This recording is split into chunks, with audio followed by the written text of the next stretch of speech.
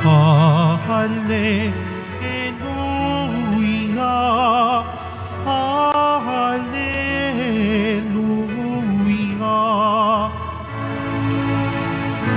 Kay laki ng pagmamahal ng Diyos sa sanlibutan, kaya't anak niya'y binigay. Hallelujah, Hallelujah,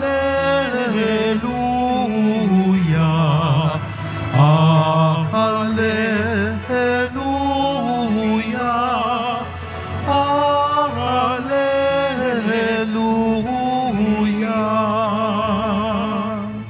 Sumainyo ang Panginoon At sumayo rin ang pagpapahayag ng mabuting balita ni Jesucristo ayon kay San Lucas. papuri sa iyo, Panginoon. Noong panahong yon, nang maituro ni Jesus sa mga tao ang kanyang aral, siya'y pumasok sa Capernaum. Doon ay may isang kapitang Romano na may aliping mahal sa kanya. May sakit ang aliping ito at nasa bingit ng kamatayan. Nang mabalitaan ng kapitang Romano ang ginagawa ni Jesus, nagpasugo siya sa ilang matatanda ng mga Hudyo upang ipakiusap kay Jesus na puntahan at pagalingin ang alipin. Nang makita nila si Jesus, taimtim silang nakiusap sa kanya. Wika nila, siya'y karapat-dapat na pagbigyan sapagkat mahal niya ang ating bansa. Ipinagpatayo niya tayo ng isang sinagoga. Kaya't sumama sa kanila si Jesus at nang malapit na siya sa bahay, pinasalubong siya ng kapitang Romano sa kanyang mga kaibigan at ipinasabi ang ganito, Ginoo, huwag na po kayong magpakapagod. Hindi ako karapat-dapat na puntahan ninyo sa aking tahanan, ni hindi rin po ako karapat-dapat na humarap sa inyo. Ngunit magsalita po lamang kayo at gagaling na ang aking alipin. Sapagkat ako'y isang taong nasa ilalim ng mga kataas-taasang pinuno at may nasasakupan din po akong mga kawal. Kung sabihin ko sa isa, humayo ka, siya'y humahayo, at sa iba, halika, siya'y lumalapit. At sa aking alipin, gawin mo ito, ito'y ginagawa niya. Namangha si Jesus nang marinig ito at humarap sa makapal na taong sumusunod sa kanya. Wika nila, kahit sa Israel ay hindi ako nakakita ng ganitong kalaking pananampalataya. Pagbabalik sa bahay, naratnan ng mga sinugo na magaling na ang alipin. Ang mabuting balita ng ating kaligtasan. Pinupuri ka namin, Panginoong Heso Kristo. Magsiupo muna po ang lahat. Muli magandang hapon po sa ating lahat at maraming pong salamat sa inyong pagpapasyang magsimba ngayong Lunes, araw ng Banal na Espiritu, the votive Mass of the Holy Spirit. Every Monday is, kung wala hong kapistahan, we're supposed to honor, marapat lamang na ating parangalan ang Espiritu Santo tuwing Lunes. Medyo nalilimutan na po ito, ngunit maganda hong balikan natin ang tradisyong ito sa simbahan na ang Lunes, kung walang kapistahang anuman, marapat lamang na ibalik natin sa pagpaparangal at pagkilala sa Espiritu Santo, ang Espiritu ng Diyos Ama at ang Espiritu ng ating Poong Jesus Nazareno. Pag sinabi pong Espiritu Santo, ito'y kadalasang siyang nag-uudyok at nagtuturo, nagpapaalala sa atin ng tama, mabuti at marapat. Magkakaiba ho siya, ngunit meron hong pagkakatulad. Tama, mabuti at nararapat. Na siyang atin hong narinig sa unang pagbasa mula sa sulat ni San Pablo, Apostol kay Timoteo. Ang sabi niya, Pinakamamahal, una sa lahat, ipinakikiusap kong paabutin ninyo sa Diyos ang inyong kahilingan, panalangin at pamanhik at pasasalamat sa lahat ng tao.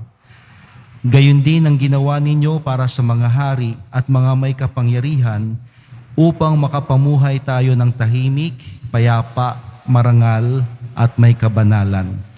Ito ang mabuti at nakalulugod sa Diyos na ating tagapagligtas upang maligtas ang lahat ng tao at makaalam ng katotohanan.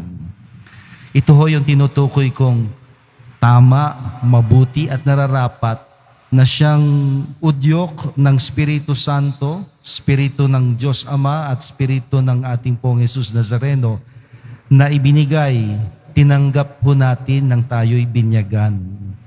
Na sa tuwing tayo'y naghahangad ng mabuti at tama, ang Espiritu Santo ang sa ating gumaganap at kumikilos. Kung kaya, kung nais po nating huwag magkamali, kung nais nating mabuti ang ating mapili, tama ang ating gawin, tama ang ating pagpapasya, tama ang ating sagot sa board exams o anumang hong exams, walang ibang dapat tawagan, lapitan, hingan ng liwanag at karunungan upang makapagpasya at makapili tayo ng tama at mabuti at nararapat, kundi ang Espiritu Santo.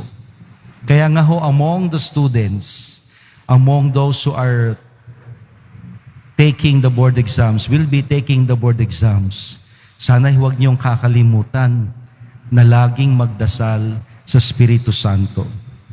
Siguro ho'y narinig niyo na, bakit bawat kolehiyo, hindi man lahat, but most of them, meron hong at the start of the school year, meron hong the Mass of the Holy Spirit.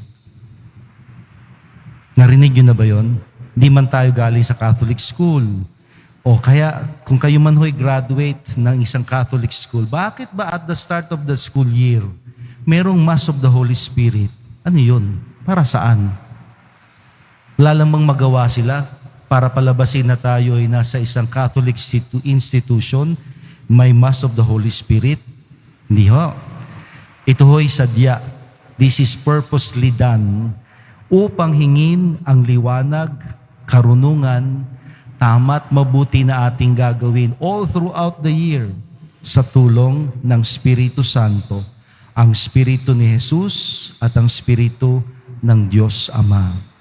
Kaya, hindi lang ho sa board exams, hindi lang ho sa ating mga pagsusulit, hindi lang ho sa ating pagpapasya. Sa atin hong buong buhay, huwag makalimot, tawagan, hingin ang tulong ng Espiritu Santo upang tama ang ating mapagpasyahan, mabuti ang ating gawin, at nararapat ang ating pipiliin.